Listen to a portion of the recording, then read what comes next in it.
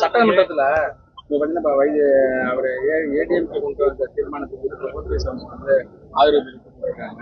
அதே மாதிரி இப்ப நேற்று கூட்டத்தில் பார்த்தீங்கன்னா வைத்தியம் கூட வந்து எல்லாருமே வந்து சாதகமா பேசுறாங்க. ஏடிஎம்கே எந்த தீர்மானம் கொண்டு வந்தது? இந்த சபாநாயகர் நம்பிக்கை தீர்மானம், அப்புறம் மருத்துவம் சம்பந்தமான தீர்மானம் கொண்டு வந்தாங்க. அதுக்கு ஒரு ஓபிஎஸ் ஆதரவு தெரிவிச்சு அவர் பேசியிருக்கிறாங்க. அம்மாவோட வழி வந்தவர்கள், அம்மாவின் தொண்டர்கள் எல்லாம் அம்மாவால சட்டமன்ற உறுப்பினர்கள் ஆனவங்க, அம்மாவால அமைச்சர்கள் ஆனவங்க, அம்மாவால் அடையாளம் கட்டப்பட்டவர்கள் அனைவருமே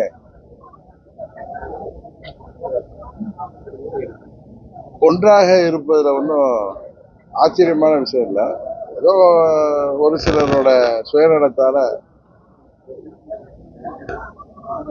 பிரிந்தவர்கள் எல்லாம் திமுக வீழ்த்தணும்னா எல்லாம் ஒவ்வொரு அணியில இணையணுங்கிறத எல்லாம் உணர்ந்து இருக்கிறதுனால அது நடப்பதற்கான காலம் கடந்து வருவதாக நான் நினைக்கிறேன். இன்னொன்னு, சட்டமன்ற உறுப்பினர்களாக அவர்கள் ஒருவர் சந்தித்த பொழுது பேசிக் கொள்வது ஒன்றும் நீங்க தான் அது ஊடகத்தை சேர்ந்ததை வித்தியாசமா பாக்குறீங்களே தவிர, மற்றபடி அண்ணன் வைத்திலிங்கம் அவர்கள் அம்மாவுடைய தீவிர விசுவாசி. அவர் அமைச்சரா இருந்த ஒரு மூத்த நிர்வாகி.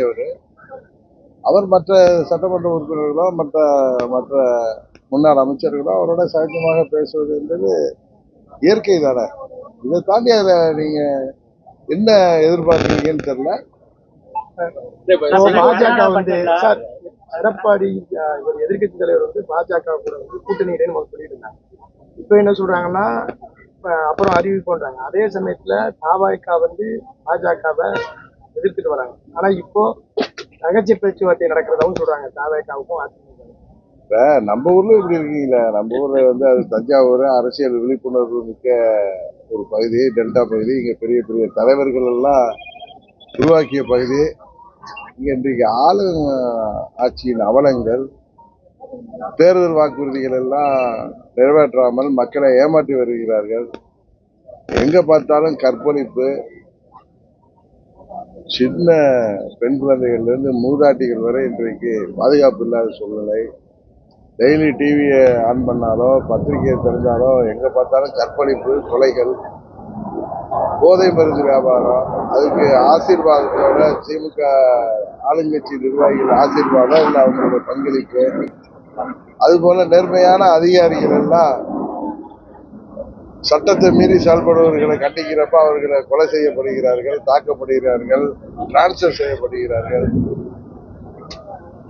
இன்னும் காவல்துறையை சேர்ந்த பெண் அதிகாரிகளுக்கே பாதுகாப்பு இல்லை. விவசாயிகள் இன்றைக்கு சாலையில் இறங்கி போராடுறாங்க.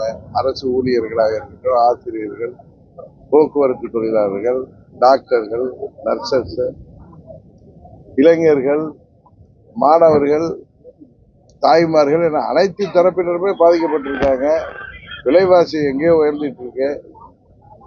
இந்த ஆட்சி திராவிட மாடல் ஆட்சிங்கிற பேர்ல மக்களை ஏமாற்றி வருகிறார்கள். பேரறிஞர் அண்ணா அவர்களே, நான் உங்கள்கிட்ட அன்னைக்கு சொன்ன மாதிரி, அவர் ஆட்சிக்கு வந்து 67 ஆட்சிக்கு வந்து 2 மாதங்களிலேயே ஒரு போஜனாங்கிற இதழுக்கு பேட்டி அளிக்கிறப்ப இந்தியா முழுவதற்கும் ஒரு இணைப்பு மொழி, பொதுவான மொழி உருவாக வேண்டும் அன்றே சொல்லியிருக்காரு. அந்த தீர்க்கதரிசி சொல்றது இந்த காலம் கழிந்து வருகிறது. இன்றைக்கு சூழ்நிலை, மக்கள் பல மொழிகளை படிக்க வேண்டிய சூழ்நிலை ஏற்பட்டிருக்கிறது. தங்கள் ஆட்சியில நடக்கிற முறைகேடுகளையும் ஊழல்களையும் நீங்க பாத்தீங்கன்னா, டாஸ்மாக்ல இதுவரை வெளிவந்ததே ஒரு 38 மாவட்டங்கள்ல ஒரு 20% கீழே தான் அவங்க போய் சோதனைகளே செய்திருக்காங்க. இதுலயே 1000 கோடியை தாண்டுது. இன்னும் விஞ்ஞானபூர்வமான ஊழல் நண்பர் அண்ணாமலை சொல்வது போல 40,000 கோடியை தாண்டி ஊழல் நடந்திருக்கும். அது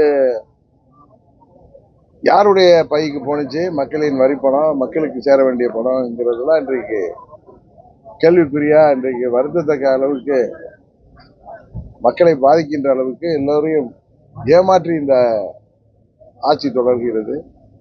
அதை பற்றி கேள்வி கேட்காம நீங்க அதிமுகவை பத்தியே திருப்பி திருப்பி இந்த டாஸ்மாக் அங்க ரெண்டு பேரும் சிரிச்சு பேசினா அது ஒரு கேள்வி. சரி, நண்பர்களாச்சே கேக்குறீங்க, அதுக்கு ஒரு பதில் சொல்ல. சார், அமலாக்கத்துறை ரைடுனால செந்தில் பாலாஜி வந்து டெல்லிக்கு போயிட்டு வந்ததாக சொல்லிட்டு இருக்காங்க. அதாவது 2016 தேர்தல் நேரத்துல திரு மு.க. ஸ்டாலின் அவர்கள் முதலமைச்சர் அன்றைக்கு கரூர்ல போனப்ப நண்பர், எங்க பழைய நண்பர் அவர் செந்தில் பாலாஜி, அவரை பற்றி, அவரது சகோதரர் தம்பி அசோக்கை பற்றி எல்லாம் ஒரு திமுக தலைவரா, செயல் தலைவரா இருந்தாருன்னு நினைக்கிறேன். அன்றைக்கு என்னெல்லாம் பேசினாரு. அன்றைக்கு இவரை பொறுத்தவரை பெரும் ஊழல்வாதியான, பெரும் பாவியான செந்தில் பாலாஜி இன்னைக்கு திமுக சேர்ந்து அவங்க கூட அமைச்சரா இருக்கிறப்ப த பெஸ்ட் மினிஸ்டரா, ஏஸ் மினிஸ்டரா, அவருக்காக இவர்கள் பரிந்து பேசுவது உண்மையிலேயே திமுகவின் இரட்டை செயல்பாடு. பேசுவது ஒன்று, செயல்வது ஒன்று என்பதை வெளிக்கொணர்கிறது. இந்த டாஸ்மாக்ல ஊழல், இந்த அமலாக்கத்துறை ஊழல் இருக்குன்னு சொல்லிட்டு போராட்டம் பண்ண பிஜேபி எல்லாரையும் அரசு பண்ணாங்க. கைது நடவடிக்கை சரியான்னு இல்ல, அவங்களெல்லாம் இந்த டாஸ்மாக் அலுவலகத்துக்கு முன்பு அவர்கள் போய் போராட்டம் நடத்துறாங்க அப்படிங்கிறதுக்காக அவங்களுக்கெல்லாம் அதற்கு முன்பே என்ன சொல்றது, பிரிவென்டிவா அரெஸ்ட் பண்ணி வச்சிருந்தாங்க. அவர்களை, பெண்களை குறிப்பா 6 மணிக்கு விடுதலை செய்திருக்க வேண்டும் என்பது எல்லோருக்கும் தெரிந்த ஒன்று. இருந்தாலும் அவங்க கொஞ்ச நேரத்தில் ரிலீஸ் பண்ணிட்டாங்க. இருந்தாலும் போராடுபவர்களை போராட விடாமல் தடுப்பது ஜனநாயகத்துல எப்படி சரியாகும்? அவங்க போராட்டத்தை அங்க டாஸ்மாக் நிறுவனத்துக்கு ஆப்போசிட்ல உள்ள கிரவுண்டை தான் கேட்டிருக்காங்க. போராட அனுமதிக்காத பட்சத்துல திரும்பவும் அவங்க போராடுவாங்க. இன்னும் நாங்கெல்லாம் கலந்து பேசி கூட்டணி கட்சிகளும் அதற்கு ஆதரவாக போராட போகிறோம். இது ஈடியோடைய ரைடுனால ஈடி அடுத்தது அதுல இன்னும் ஸ்டேட்மெண்ட்ல இதுவரை அவங்க தெரிஞ்சதை தான் சொல்லியிருக்காங்க 1000 கோடி. இன்னும் அந்த டாக்குமெண்ட் படி பாக்குறப்ப இன்னும் தொடரலாம். ஏன்னா ஒரு 8 மாவட்டங்கள்ல தான் சம்பந்தப்பட்ட அலுவலகங்கள்லாம் நடந்திருக்கு. 38 மாவட்டங்கள் சம்பந்தப்பட்ட அலுவலகங்கள்ல நடக்கணும். எத்தனையோ கடைகள் சம்பந்தப்பட்ட, அந்த நிர்வாகம் சம்பந்தப்பட்ட இடங்கள்ல இது இருக்கு. அதான் தெரியட்டும். இது ஒரு டெல்லியையும் தாண்டி ஒரு மாபெரும் ஊழலாக வெளிப்பட போகிறது. ஆட்சியாளர்கள் மாட்டிக்கொண்டு முழிக்க போகிறார்கள் என்பது, குப்பை தின்றவர்கள் தண்ணீர் குடித்துதான் ஆக வேண்டும் என்பது காலம் அதை உணர்த்த போகிறது.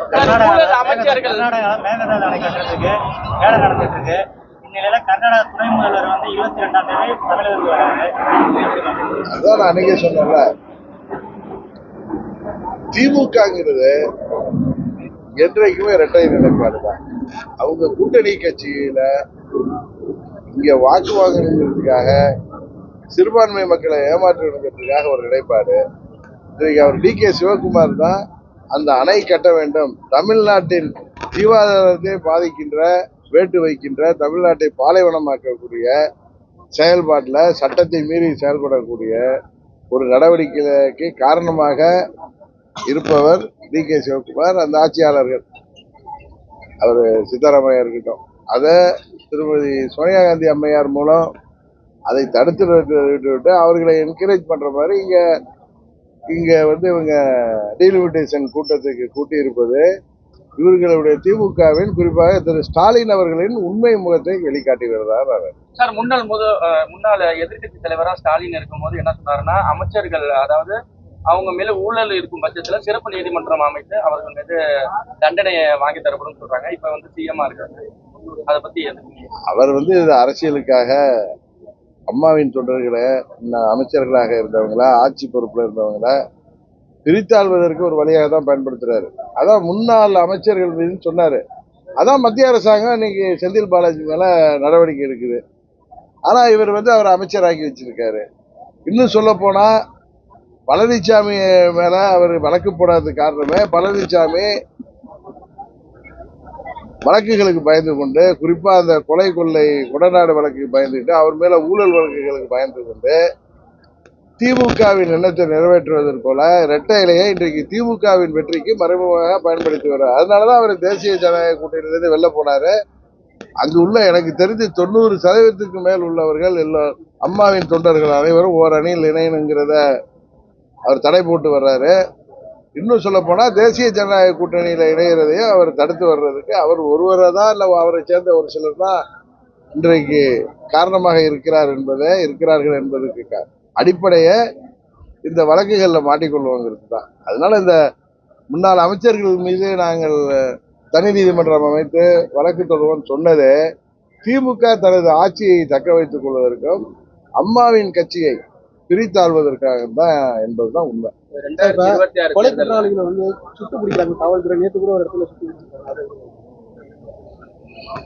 கடுமையான குற்றம் நம்ம பார்த்தோம். அது ரவுடியாவே இருக்கட்டும், அந்த வண்டியில போன ஜான் அதை பார்த்தா நமக்கெல்லாம் அது யாருன்னு தெரியாதப்ப பார்த்தப்ப நம்மலாம் பதறிட்டோம். நான் கூட அதை என்ன நினைச்சேன், அந்த திருநெல்வேலியில ஒரு ரிட்டையர்ட் டிஎஸ்பி எஸ்பி எஸ்ஐ தான் அப்படி பண்ணிட்டாங்களான்னு. அப்புறம் பார்த்தா தான் அது நியூஸ்ல போய் பார்த்தா அது ஒரு ரவுடியா இருந்தாலும் அதுக்கு வழக்கு நடக்குது, தண்டனை கொடுக்கலாம். இப்படி கொடுமையா குற்றம் செய்தவர்களை போலீஸ் பிடிக்க போறப்ப அவங்க ரொம்ப கையை கட்டிக்கிட்டு சரண்டர் ஆயிருப்பாங்களா? காவல்துறை அவங்கள சரண்டர் ஆக சொல்லியிருக்கலாம். தற்காப்புக்கு அவர்களை சுட்டு தான் பிடிச்சிருக்கணும். ஏன்னா இன்றைக்கு கடுமையான குற்றங்கள், 3 வயது சிறுமிகள் கூட இன்றைக்கு கற்பழித்து கொலை செய்யப்படுகிறாங்க, ட்ரெயின்ல கற்பழித்து தூக்கி போடுறாங்க.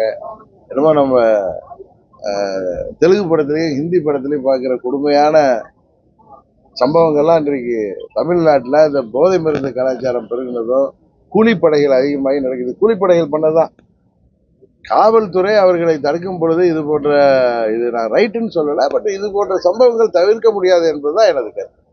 இந்த 2026 தேர்தலில் எடப்பாடியை ஒதுக்கிட்டு பாக்கி அனைத்து நிர்வாகிகள் ஒன்று சேர்ந்து உங்க தலைமையிலையோ அம்மா சின்னம்மா தலைமையிலையோ நாங்க வரோம் அப்படின்னு சொன்னா நீங்க என்ன மாதிரி யூகத்துக்குலாம் நான் பதில் சொல்லல. நான் திரும்ப சொல்றது அம்மாவின் தொண்டர்கள் அனைவரும் ஓர் அணியில இணையணும் தான். இது நாங்க ஏதோ பலவீனமாக இருக்கோம் அவங்க எல்லாம் வரணுங்கிற எண்ணத்துல சொல்லல. உங்களுக்கு தெரியும் 2019 நாங்க தனியாவே நின்று தேர்தல் களத்தை சந்தித்தோம்.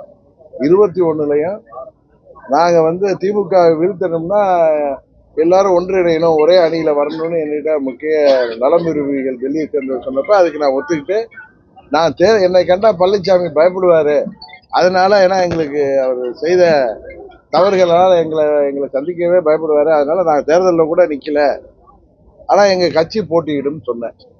அப்பயும் பழனிசாமி தான் அதுல பின்வாங்கினது. அதனால இன்றைக்கு நாங்கள் தனியாக போட்டிட்டோம், தைரியமாக போட்டிட்டோம். எங்க கூட தேமுதிக தான் கூட்டணி இருந்துச்சு. அதனால அம்மா மக்கள் முன்னேற்ற கழகம் என்பது அம்மாவின் கொள்கைகளையும் லட்சியங்களையும் தொடர்ந்து கொண்டு செல்வதற்கான இயக்கம். அம்மாவின் உண்மையான ஆட்சியை கொண்டு வரணும், அம்மாவுடைய கட்சியை மீட்டெடுக்கணுங்கிறது தான் எங்களுடைய இலக்கு. அதற்காக எங்க கூட இருக்கிற நிர்வாகிகளும் தொண்டர்களும் அதற்காக எங்கள் இலக்கை அடையும் வரை தொடர்ந்து போராடக்கூடியவர்கள் தான் எங்களோட இருக்காங்களே தவிர சுயநலத்துல சுயலாபத்துக்காக இருந்தவங்களாம் எங்களை விட்டு ஓடிட்டாங்க. இப்ப வடிகட்டிய அக்மார் தொண்டர்கள் தான் என்னோட இருக்காங்க. அதனால நாங்க சொல்றப்ப அதை நீங்க யாரும் கேள்வி நீங்க தான் கேட்குறீங்க. அம்மாவின் தொண்டர்கள் அனைவரும் ஒன்றிணைந்தால் திமுகவை வீழ்த்துவதற்கு எளிதாக இருக்கும். அம்மாவின் ஆட்சியை மீண்டும் கொண்டு வருவதற்கு தேசிய ஜனநாயக கூட்டணியுடன் நாம் மீண்டும் எல்லாரும் ஒன்றாக இருந்து செயல்படணும் தான் எங்க கருத்து. இப்ப செங்கோட்டையன் உள்ளிட்டவங்க எல்லாம் இப்ப கருத்து வேறுபாடு இருக்கு எடப்பாடி பழனிசாமி. ஆனா சசிகலா அவங்க என்ன சொல்றாங்கன்னா அதிமுக அனைவரும் ஒன்றிணையணும், ஒன்றிணைஞ்சாதான் அதிமுக காப்பாற்ற முடியும் அப்படின்னு சொல்றாங்க. இந்த 2026 தேர்தல்ல யார் தலைமையில அதிமுக தேர்தலை சந்திக்கும்? அதிமுக அம்மா இருந்த யாரெல்லாம் அந்த இயக்கத்துல இருந்தவங்க இல்ல அதுக்கு முன்னாடி அந்த இயக்கத்துல தொண்டர்களாக இருந்து இன்றைக்கு வெவ்வேறு காரணங்களாக வெளியில இருக்கிறவர்கள் அனைவரும் ஓர் அணியில இணையணும். இதுல யார் தலைமையிலங்கிறத தொண்டர்கள் முடிவு செய்வார்கள். இதுல போய் ஏன் தலைமையா உன் தலைமையா அப்படின்னு யாரும் அதுல போய் கௌரவம் பார்ப்பதோ அது ஒரு சரியான செயலா இருக்காது.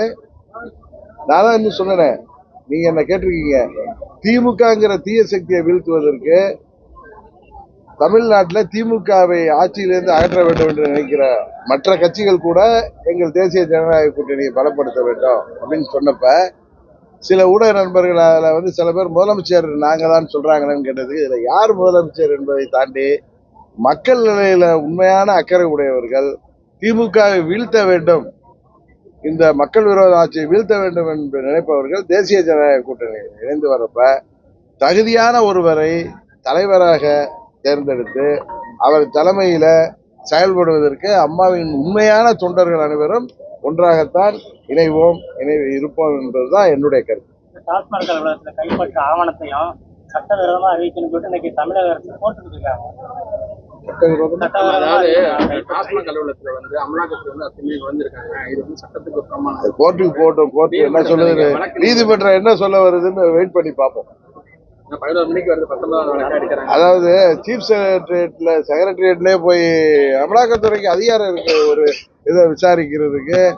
அவர்கள் வந்து இன்னொருத்தர் கம்ப்ளைண்ட் இல்லை, அவங்களுக்கு கிடைத்த ஆவணங்கள் அடிப்படை எந்த ஒரு போலீஸே எங்க வேணாலும் போலாமே இல்ல, போலீஸே நினைச்சாலும் அமலாக்கத்துறைக்குள்ளார போகலாம். ஆனா போலீஸ் வந்து தமிழ்நாடு அரசு கண்ட்ரோல்ல இருக்கிறதால போக முடியல தவிர அமலாக்கத்துறை ஒரு இண்டிபெண்டன்ட் பாடி.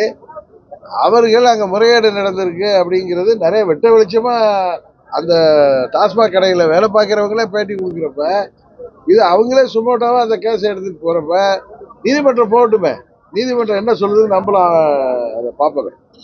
சார் லாஸ்டா ஒரு கொஸ்டின் சார், தாவேகா வந்து விஜய் சொல்லியிருக்காரு, இது மாதிரி திமுகவோட பட்டியலை வந்து ஊழல் பட்டியலை ஒரு புத்தகமாவே எழுதலாம் அப்படின்ற மாதிரி சொல்லியிருக்காரு. சரியாதான் சொல்லியிருக்காரு. தமிழ் அது யார் சொல்லியிருந்தாலும் அது சகோதரர் அண்ணாமலையா இருக்கட்டும், சகோதரி மாண்புமிகு தமிழிசையா இருந்தாலும், திரு விஜய் சொல்லியிருந்தாலும் அது உண்மையான தகவல். அது பெரிய வால்யூமா புத்தகமே போடலாம்.